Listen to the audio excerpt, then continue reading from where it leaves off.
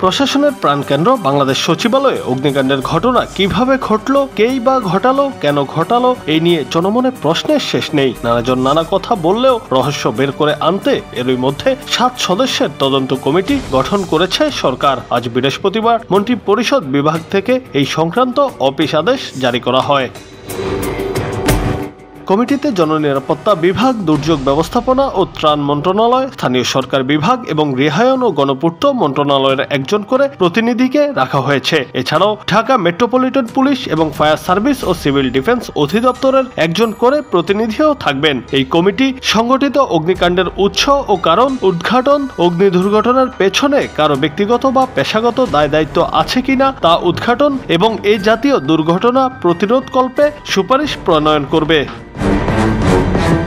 বুধবার রাত 1:45টার দিকে এই অগ্নিকাণ্ডের ঘটনা ঘটে। আগুন নিয়ন্ত্রণে কাজ করে ফায়ার সার্ভিসের 19টি ইউনিট। প্রায় 6 ঘন্টা চেষ্টার পর বৃহস্পতিবার সকাল 8টা 5 মিনিটে আগুন নিয়ন্ত্রণে আসে। আগুন নেভানোর কাজ করতে গিয়ে ট্রাক চাপায় নয়ন নামে ফায়ার সার্ভিসের এক সদস্য নিহত হয়েছেন।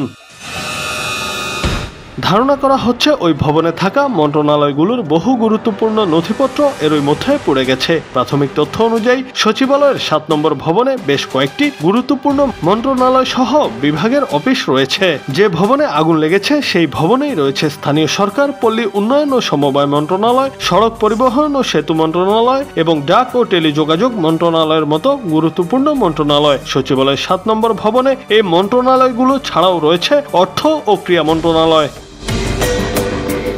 ফায়ার সার্ভিস ও সিভিল ডিফেন্স অধিদপ্তরের মহাপরিচালক ব্রিগেডিয়ার জেনারেল মোহাম্মদ জাহেদ কামাল বলেছেন, সচিবালয়ে আগুনে সবচেয়ে বেশি ক্ষতিগ্রস্ত হয়েছে 8 ও 9 তলা। সেখানে থাকা নথিপত্র ক্ষতিগ্রস্ত হয়েছে বলে ধারণা করা হচ্ছে। অগ্নিকাণ্ডের ঘটনায় 4 নং ভবন ছাড়া সবগুলো ভবনের বিদ্যুৎ সংযোগ বিচ্ছিন্ন করে দেওয়া হয়েছে। এতে বন্ধ রয়েছে দাপ্তরিক কাজ। কর্মকর্তা কর্মচারীরা সচিবালয়ের ভেতরে প্রবেশ করলেও কাজ বন্ধ থাকায় অনেকেই বাসায় ফিরে যাচ্ছেন।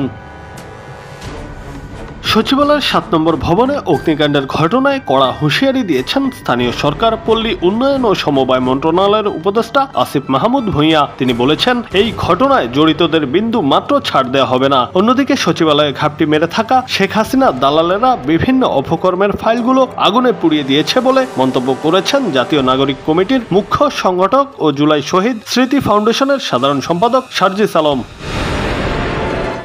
সচিবালয়ে আগুন নাশকতা কিনা তা তদন্ত ছাড়া বলা যাবে না বলে জানান স্বরাষ্ট্র উপদেষ্টা lieutenant general of Mohammad Jahangir Alam Chowdhury. কিভাবে আগুন লাগলো, মূলত কে এই ঘটনার পেছনে আছে, কেনই বা আগুন লাগানো হলো, নাকি এটি একটি দুর্ঘটনা, সে বিষয়ে এখনোই নিশ্চিত করে কিছু বলা যাচ্ছে না। জুনায়েদ আহমেদ, বাংলা টিভি।